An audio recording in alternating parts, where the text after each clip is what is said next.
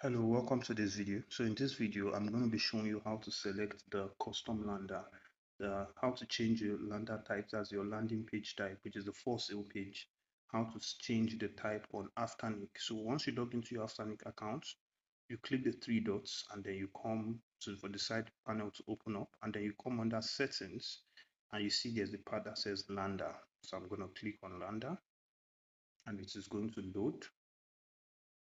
And then on the lander, you can see there are different kind of landers. Now there's a default sales page lander. The first one is request price. The second one is buy it now. The second one is buy it now. The third one is cash packing, and the fourth is custom lander. So the first is when they land on the page, they're going to be taken to when they land on the page, they're going to be taken to a page that looks like this, where they're going to have to fill a form to get more information about the domains. And there's also going to be a phone number for them to call. If they are visiting from the US, there's going to be a US phone number. If they're visiting from outside the US, there's going to be like international phone numbers for them to call. The second is a buy it now kind of lander. Um, the second is buy it now kind of lander, and this particular lander has a buy it now price. It has a buy it now price. Now the third is cash packing. Now this is for those that want to pack their domains. This is not recommended anymore, so I'm not going to be talking about it. And the fourth, which is the one I recommend, is the new custom lander. And one of the beautiful thing about the custom lander is that the custom lander currently on Afternic comes with the GoDaddy default branding. So when they visit your domain, it takes them to a page that says this domain is for sale. And it really does not list Afternic anywhere. It uses the GoDaddy branding, has the GoDaddy Trustpilot rating up top and everything. Tells them that this transaction is safe and secure, fast and easy, and hassle-free payments. So of all of these landers, now, the two major recommended landers are the request price or the custom buy it now or the buy it now, which is under custom lander. Now, this request price lander is not to be used for domains that are under for sale under $5,000. The truth is, if your domains are for sale under 5,000, I might even extend it and say if your domains are for sale under 10,000, the truth is, but let's stick with the data. According to Afternic data, they said there's no reason why you should be using a request price and not pricing your domains if they are under $5,000. And the honest truth is that is the bulk of where a large percentage a large percent of domains, for sale fall under.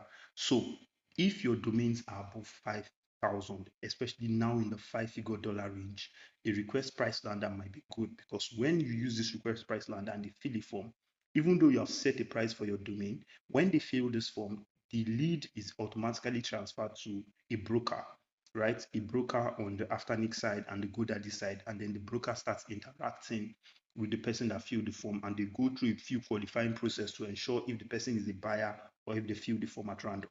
But if your names are under $5,000 in the four-figure range mostly, you are better off not using this request price lander, but using this GoDaddy custom lander. And one of the beautiful thing about it, so basically this buy it now is the same as this GoDaddy custom lander, but this custom lander should perform better because it has good branding, clearer branding. It uses the GoDaddy brand, which is a more known brand than Afternic to end users. So is either a request price lander or a custom lander. Now, one of the beautiful thing about the custom lander is if you scroll down, you can see that there's something here called custom lander options. And it says, if you use custom lander and you set your domain without a buy it now price, it will show the request price lander instead. So if you use this, if you set this custom lander here and you don't put price, it will show a request price. So always set your price, always price your domain, always price your domain, always set a price to your domain, unless if you have a really ultra high premium domain or domains that are from the stats and everything you believe are in the high five-figure range. But the truth is, a large percentage of domains don't fall under that category. So make sure you either select the custom lander. In fact, this is the one you should be using, the custom lander. Now, if you go down, it says list to you on the custom lander. You can also still set some settings. Now, the settings you can set is under here. If you click here, you can set only buy it now, which is if you want your custom lander to show only buy it now. Only buy it now. You set it to buy it now. So whenever you set a price, even if they're installments or whatever turned on and they visit that lander, it will only set buy it now. The second option is buy it now plus lease to own. which is installments. Installments. Now, after for a domain to be on installments, they have to be about, I think, above $450 or $500 for you to set installments. But the truth is, personally, if it's under $1,000, don't set any installment on it. Just leave it at a buy it now. Now, but this setting here is your default setting. So what this means is, if you set it on this level, any new domain you add is going to use the rule you set on this level. You saw that for me when I landed on this page, mine was already set to custom lander. Now, under custom lander, you can determine what kind of options do you want to give people when they land there. So the first one is just buy it now. The second is buy it now plus list to own. The third is buy it now plus list to own plus make offer. So they're going to have three options here, similar to the option that is on this, similar to the option that is on this image. There's a buy it now price, there's a list to own, there's a buy it now price. So if I see there's a buy it now price, there's a list to own, which is installment option, and then there's a make offer option. And then lastly, there is buy it now plus make offer. So if you set this one on all of your domains, what you're going to see is the buy it now price and an opportunity to make an offer. And then lastly, there's the make offer option alone. So you can also use the make offer option alone on the GoDaddy custom lander. Now, the truth is, I do not recommend not setting a price on your domain. I do not recommend not I do not recommend leaving your domain on make offer. I recommend always setting a buy it now price and a list to own. So I always use a buy it now price and list to own.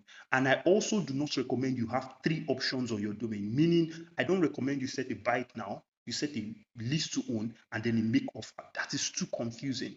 A buyer lands on that page and there are so many things to do. Always stick to two options, purchase options at most. So you either use a buy it now or a list to own. So maybe the domain is, for instance, $2,000, and then you set a list to own of maybe $400 for the next 5 months. You can do that, right? Or you set a buy it now and make offer. So the domain has a buy it now price, but if might be willing to accept offers a little below that price, you can set it with buy it now and make offer. Now, for most people doing geo outbounds and so on and so forth, always stick to buy it now. Always stick to this buy it now and list own option. The truth is, most of the price you are putting will not even show the list would not even show the list own, which is the installment option. So for you, you are to stick with the buy it now. Just simply set this as buy it now plus list own. Leave it at this. However, if you want, anytime you add a domain, there should also be buy it now plus make offer.